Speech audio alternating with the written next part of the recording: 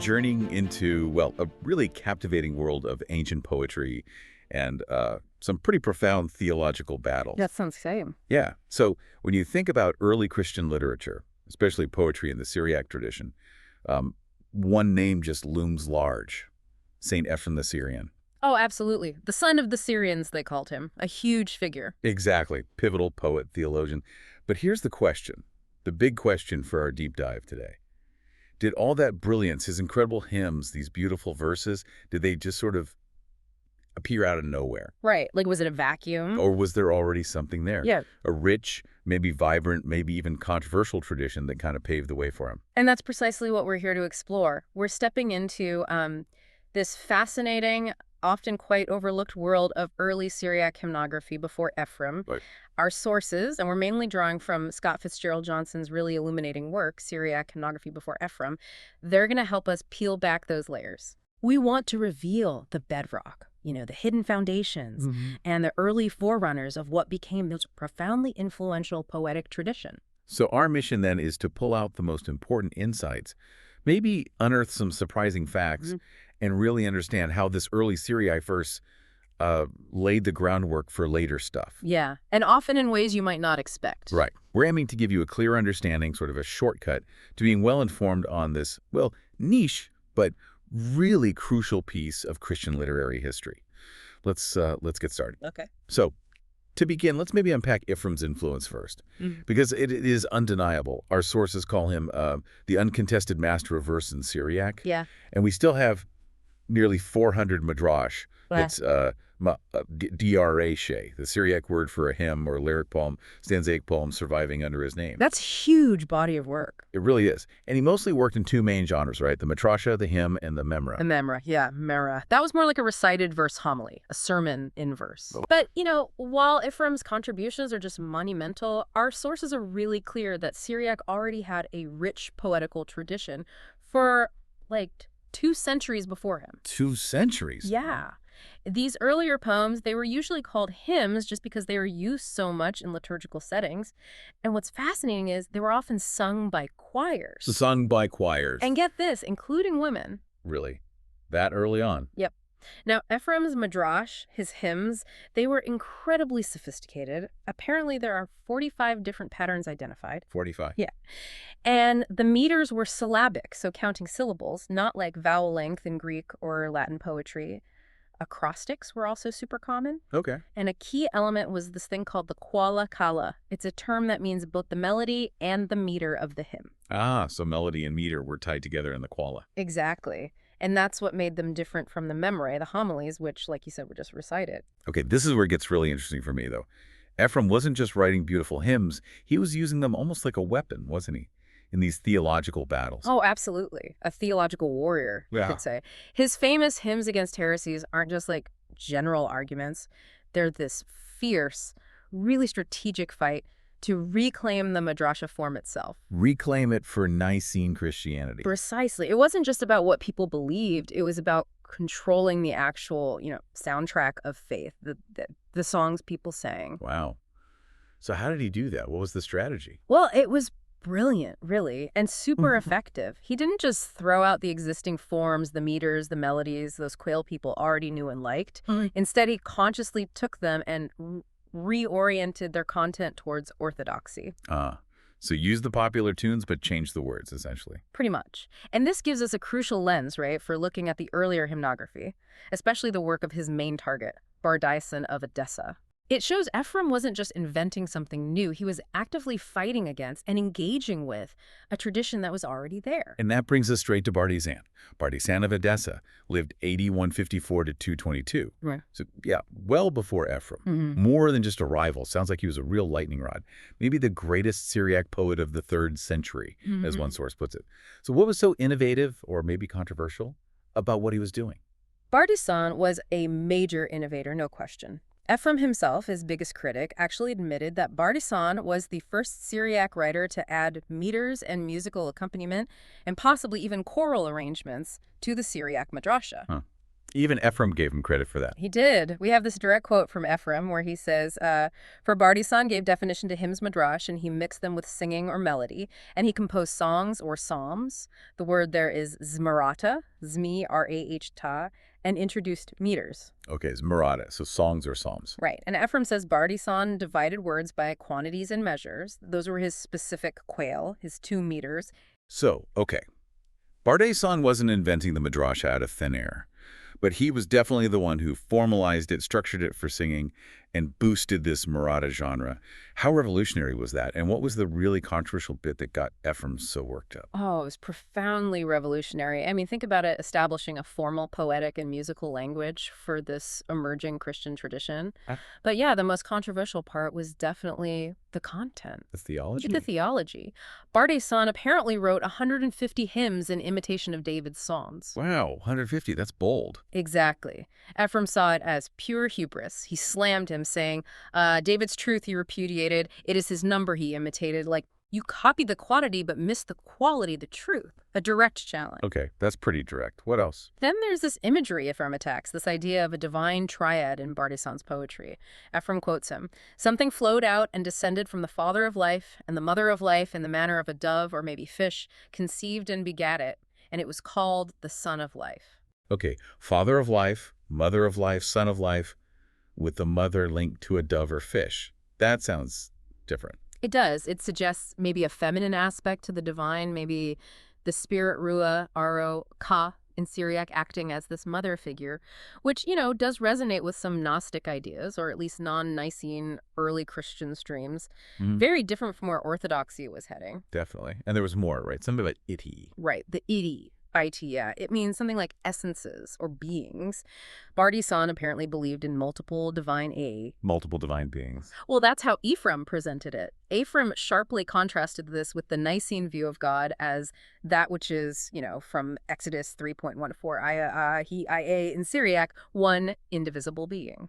So Ephrem basically painted Bardaisan as a polytheist. Pretty much. Now, scholars debate whether Ephrem really understood Bardaisan's system, because in Bardaisan's own prose work, he defines Iti more like elemental substances or natural things like stars, explicitly distinct from humans. Oh, so maybe Ephrem was twisting it a bit for his argument. It really highlights how much that theological rivalry shaped the interpretation, doesn't it? Maybe some polemical spin was involved. Seems likely. What else did Ephrem accuse him of? Well, to really drive the point home, Ephrem accused Bardaisan of comparing the father to the sun and the mother to the moon, essentially glorifying many gods. Even though Bardaisan rejected astrology. Exactly. Bardaisan's own prose explicitly rejects astrology, so this really underscores Ephrem's polemical agenda. He was trying to discredit Bardaisan's hymns, which must have been quite popular. So these hymns against heresies by Ephrem, they're not just arguments, they're like historical gold mines. They accidentally preserve bits of the very thing Ephrem was trying to stamp out. That's a great way to put it, yeah. In a way, he did. His attacks are often our only window into these really influential earlier works. Okay, so outside of Ephrem's direct fight with Bardaisan, what else was happening in this early poetic landscape? Well, if we broaden our view, our journey takes us to another really fascinating spot. The Acts of Thomas. Dates to around 200 AD, maybe a bit earlier. The Acts of Thomas, okay. I know it is an apocryphal text. Right, and embedded within this narrative text are 2 significant hymns that probably existed before the Acts were even compiled. They show a different stream, maybe a more independent one, of early Syriac verse. Okay, let's unpack those. The first one is the Hymn of the Pearl, right? Yeah. And the text itself calls it a madrasha. Exactly. It's explicitly labeled a madrasha, and it tells this amazing story. This prince has to go down to Egypt to get a pearl guarded by a serpent. Right. But he eats the Egyptian food, forgets his mission, falls asleep, until a letter arrives from his father, wakes him up. He charms the serpent, grabs the pearl, and heads home to get this glorious road he was promised. It's really evocative stuff. It sounds like a classic quest narrative. What's the usual interpretation? Well, the common allegorical reading is the sun is the soul, Egypt is the material world, the food is corruption, Right. The sleep is spiritual ignorance, the letter is divine revelation, the serpent is maybe evil or temptation, the pearl is spiritual purity or gnosis. And the robe is salvation. Exactly. The robe is salvation, the return to the heavenly kingdom. It's packed with imagery. You've got that cosmological triad again, father, mother, queen of the east, she's called here. and sun. So similar themes to Bardaisan, maybe. There are echoes, yeah. Clear Gnostic overtones, though scholars debate the extent. Also Jewish elements, the letter from heaven, Sophia wisdom figures, maybe even some Persian influence. Interesting. And you said the pearl and robe motifs show up later. Oh, yeah. They become really common in later Syriac poetry, including Ephrem's own work. You can see connections to Matthew 13.46, the pearl of great price, and Ephesians 5.14, awake, O sleeper. Fascinating. Okay, what about the second hymn in the Acts of Thomas? The second one is the Hymn of the Bride of Light, and this one is called Azmirta, Azmi-Rah-Ta, a song. Azmirta, so like Bardaisan's term. Right. This one's more of a meditation on the beauty of the church, pictured as a bride adorned with good works, with the King Christ or truth on her head. It's much more overtly Christian. Well, it explicitly mentions the 12 apostles of the Sun and the 72. And the bridal chamber imagery is pretty strong, which in Syriac tradition often points to the baptistry. Baptism as rebirth, entering the chamber of light. Okay. And does it have that triadic structure too? It does, yeah. A bride king sun structure.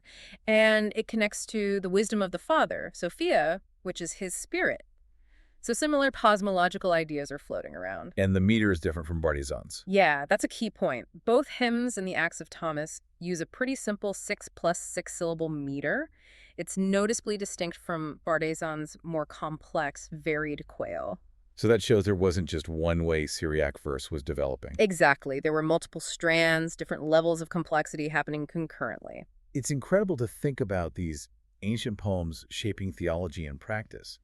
But can we go even further back? Are there even earlier traces? We can. We find even earlier echoes in the letter of Mara bar Serapion. It's a Syriac prose piece, a consolatio or letter of comfort, probably from the 1st or maybe 2nd century AD. Wow, potentially first century. Potentially. And what's unique is it contains these short sections of actual verse mixed in with the prose. It's a style called prosometrum. Okay, prose and meter mixed. What does the verse sound like? It's mostly sapiential wisdom, sort of philosophical reflections, our sources give a little taste. On which possessions can a man rely? On abundance of riches, they are snatched away. On fortresses, they are plundered. On cities, they are laid waste. You get the idea. Yeah, kind of stoic, reflective. Yeah. And the meter. Very simple. It seems to stick to a basic 6-syllable pattern. So that reinforces the idea that simple Syriac verse existed well before Bardaisan started doing his more complex stuff. Absolutely. It confirms there was an existing, even if maybe rudimentary, poetic tradition already in place. Okay, now what about the Odes of Solomon? I feel like they always come up in these discussions. Ah, yes. The Odes. They are some of the most, well, compelling, but also really enigmatic poems in the whole early Christian tradition. Enigmatic how? Well, we have 40 of the original 42, dating probably early 2nd century AD, maybe even earlier. They're also called Zmerata, like Bardaisan's songs and the Bride Hymn. Okay, and there's Murata. But uniquely, they don't follow a regular syllabic meter. That sets them apart. And scholars debate everything about them. Were they originally Greek, Syriac, maybe even Aramaic from the mid-1st century, a Jewish Christian text? So the origins are really murky. Very murky. But what is clear is their remarkable biblical knowledge. They draw heavily on the Hebrew Bible, the Septuagint, and they seem to allude to most of the New Testament books. They're steeped in scripture. And they have Christian themes. Oh, definitely. Clear Christian imagery. Virgin birth, crucifixion, Jesus walking on water, baptism, Eucharist. It's all there. Any specific examples that stand out? One really striking image is in Odes 24. It talks about the dove, the word is Yana, Yedimina, flew onto the head of our Lord Messiah. The dove, like at Jesus' baptism. Exactly. It connects directly to the baptism narratives and highlights that complex early Christian thinking about the relationship between the dove, the Spirit, and the Messiah. Interesting. And wasn't there something about milk? Ah, yes. The famous passage from Odes 19 about the Father's milk. It's quite something. It describes a cup of milk coming from the Father, who, it says, was milked, and the Spirit of holiness, who apparently milked him. The Father was milked by the Spirit. That's the imagery, yeah. And this milk leads to conception. The womb of the Virgin caught it, and she conceived and gave birth. Wow. Okay, that's definitely unique imagery. It is. But it connects back to those triadic cosmological structures we keep seeing, and maybe even to early liturgical practices. Remember how sometimes milk and honey were given to the newly baptized? Right, symbolizing entry into the promised land. Exactly. So it might tie into that whole complex of ideas. So the Odes, even if later Syriac writers didn't quote them much, they feel like they're part of that same early shared repertoire of images and language, right? Yeah. Feeding into the tradition. Absolutely. They were clearly part of that same creative and theological milieu, influencing things, even if indirectly. Okay, so we've got Bardaisan, the Acts of Thomas hymns, Maro bar Serapion, the Odes. Pretty rich pre-Ephrem landscape. Now, how does the idea of Greek influence fit in? There was that account by Solomon. Right, the 5th century historian Solomon, he offers this interesting take.